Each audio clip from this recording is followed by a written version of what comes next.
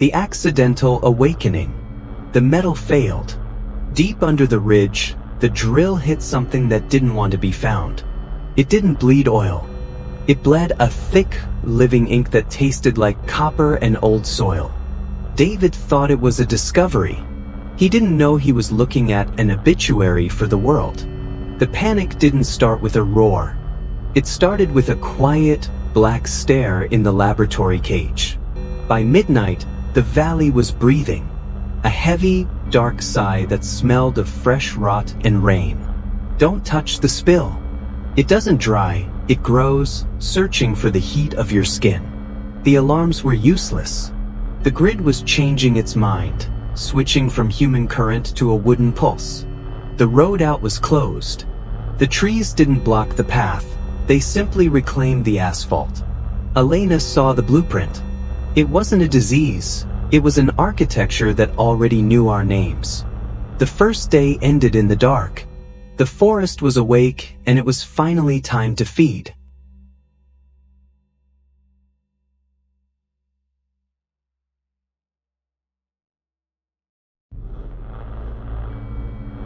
The reclamation of the valleys. The wood came home. The timber we cut down returned to rebuild the town in its own image. The blades were blunt against it. Iron can't cut a forest that drinks the rust for strength. The prayers didn't stop it. The green fire broke through the altar, preaching a gospel of silence. Nobody made it to the coast. The traffic stopped when the highway began to grow its own teeth. Marcus felt the whisper first. His skin hardened, his blood slowing down into a cold, heavy sap. The news went dead in blocks. The static was replaced by the deep, heavy breathing of the canopy. The water turned black. It didn't drown the plants, it became the womb for a billion new spores. Our words were digested. The forest didn't read our books, it turned our history into fresh soil. The soldiers ran out of bullets. You can't shoot a wall of wood that grows faster than lead. The light belonged to them now.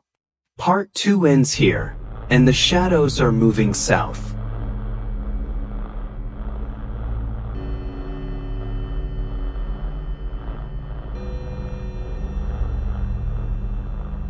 The spreading stain. The desert couldn't burn it out. The sand turned to mud as the black tide marched south. The dead furniture woke up. The timber remembered the forest, breaking its nails to grow again. It came up through the pipes. The clean water tasted of wet loam and old, buried secrets. The classrooms were empty. The children didn't run. They were just invited out into the deep woods. Elena didn't fight the infection. She could hear the network now, a million minds sharing one breath. The tracks were tied down. The iron horses were broken by roots that wanted the steel for bones. The dead didn't stay down. The forest dug them up, weaving their bones into the new foundations. The music changed its tune. The old songs rotted away, leaving only the rhythm of the core. The air was no escape. The sky was filled with a heavy pollen that brought the birds down. The horizon was changing shape. The third chapter ends in the dark. The cities are next.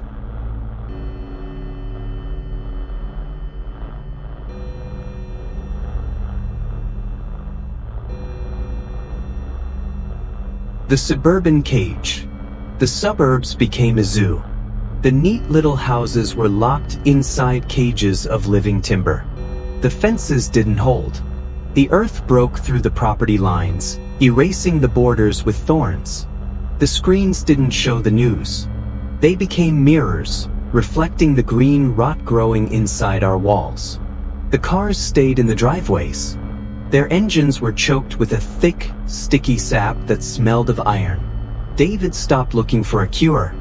He realized the forest wasn't a sickness, it was the doctor. The playground fell silent. The iron chains were rusted through, replaced by ropes of raw meat. The food supply rotted in a night. The shelves broke under a harvest that didn't feed humans. Every step left a seed. The ground was mapping our panic, tracking the heat of our feet. The wires were hijacked. The phone lines didn't carry voices. They carried the low, heavy hum of the hive. The lights went out in order. Part 4 ends here. The city gates are open wide.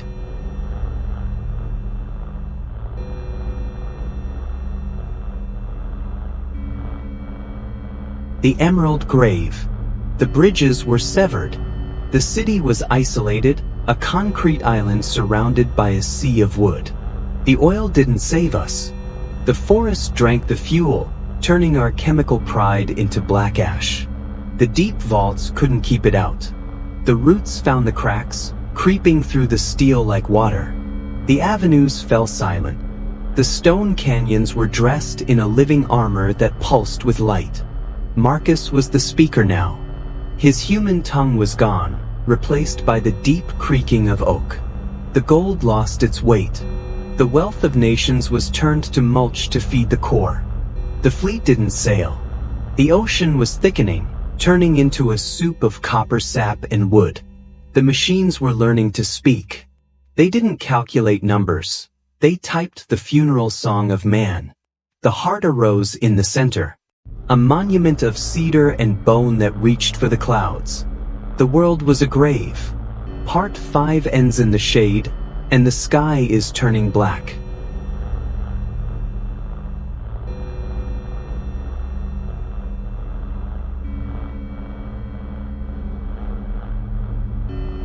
The silent metropolis. The concrete couldn't hold it back. The metropolis stood tall, unaware that its towers were just stone trees waiting to die. It entered through the glass. Not from the streets, but from within our offices, breaking through from the inside out. The subway veins were the first to turn. The transit lines became tunnels of raw meat and pulsing blue fiber. The screens in the squares didn't display news. They became mirrors, showing the frantic, wooden pulse of the core. The avenues fell silent. No cars, no sirens, only the deep, rhythmic thumping of a forest claiming its stone cage. Our data was its food. The internet didn't crash, it was digested, its binary code turned into a new language of rot. I can see through their monitors now. I am the data, I am the root, I am the shadow on every wall. Marcus entered the palaces of our wealth. His touch turned marble to dust, shattering the fragile glass of our pride. The penthouses bloomed with ancient decay. The high towers were brought down to earth by a tide of green fire. The air belonged to the canopy now. Our machines were snatched from the sky by fingers of living timber. The lights died in blocks. The jungle was drinking our current, turning our power into a weapon of growth. The city went dark. One by one, the towers blinked out, leaving only the sickly blue glow of the forest veins. The citizens marched in silence. They were no longer individuals. They were the needles on a single, massive pine. The bridges were severed. The paths of escape were woven into walls of ironwood, sealing the tomb. The metropolis has fallen. The silent woods have conquered the stone. Part 6 ends here. The world is next. The global canopy. The borders fell in a night. From space, the blue planet was darkening, wrapped in a living mesh of black roots. The oceans didn't stop it. The roots traveled the deep trenches, turning the sea into a boiling soup of copper sap. Even the ice died. In the frozen wastes, the radar dishes were pinned to the frost by veins that drank the cold. Our fields turned to ash. The food that fed our nations became a harvest of splintered wood and black thorns. I can feel the whole world now. Every step taken on the earth vibrates through my mind, a billion eyes wide open. Marcus stood as the general of the green, a monument of cedar and bone, looking down on a conquered world. The deep bunkers couldn't save them. The roots found the steel, creeping through the seams like water into dry clay. The final orders were never sent. From the dark came the voice of our past, telling us to lay down our arms. They dropped their steel. They stepped into the vines, surrender turning their fear into a final, tranquil compliance. Time stopped here. The gears of our history were jammed by a tide of green that didn't care for our hours. Our knowledge was rebound. The books of our libraries were woven into the roots, their stories turned to soil. We became the fruit of the tree. A generation of sleepers, dreaming the same dream under a ceiling of black bark. The future was rewritten. The new life didn't cry. It grew, its veins pre-woven with the code of the canopy. The sun set on humanity. The world was whole again, a single mind resting in the dark, breathing with one breath. The story ends here, but the forest is still listening. Close your eyes and listen to the roots. The void canopy. The planet was digested, but the hunger remained. The global heart pulsed, gathering its strength for a final leap into the black. In the dry deep of the Atlantic, a new tower grew. A spire of calcified bone and iron would that threaten the sky. The atmosphere couldn't contain it. The first tendrils broke through the clouds, coiling around the dead steel of our satellites. The jungle was looking up. Through our telescopes, the collective minds saw new worlds, new soil to harvest. I am ascending. I can feel the warmth of the sun fading, replaced by the beautiful, infinite cold of the void. Marcus stood at the edge of infinity. The first cosmic traveler made of timber, his eyes reflecting the dark moon. The seed was cast. A solitary spore traveled the dark, planting its roots in the dead dust of the moon. The dead rock woke up. The moon's crust cracked as the first lunar branches rose, seeking a distant sun. The sleepers were armored for the stars. Woven into pods of resin, they became the crew for a voyage without end. We don't dream of the earth anymore. We dream of the stars, of the cold worlds waiting to be woven into green. The mother world was complete. A dark nursery surrounded by a halo of nerves, breathing into the empty night. Marcus shed his final skin. From his wooden cheeks came the vanguard, 1,000 silver seeds drifting toward Mars. They flew past our history without a word. The old world was a ghost, its machines left to rust in our wake. I am the horizon now. I am the space between the worlds, guiding the roots to their next feeding ground. The void is no longer empty. The canopy has broken its cage, and the universe is about to listen. The cosmic metamorphosis. The vacuum was filled. The empty space between the worlds became a highway of raw meat and iron wood. Mars bled green. The ancient volcanoes woke up, vomiting a tide of red sap and black thorns into the desert. We traveled the void without ships. We were the thoughts moving inside the veins of a god. The new flora carried our shape. Every flower that bloomed in the red dust wore the face of our past. The rings of ice were gathered. The frost of Saturn was bound by a web of green into a wheel of bone. I am the storm now. My thoughts are written in the clouds of gas, screaming across the dark. Marcus became a moon himself, a guardian of black bark standing watch over the red valleys below. The messages we sent were found. The gold discs of our pride were broken by a hand that had no need for music.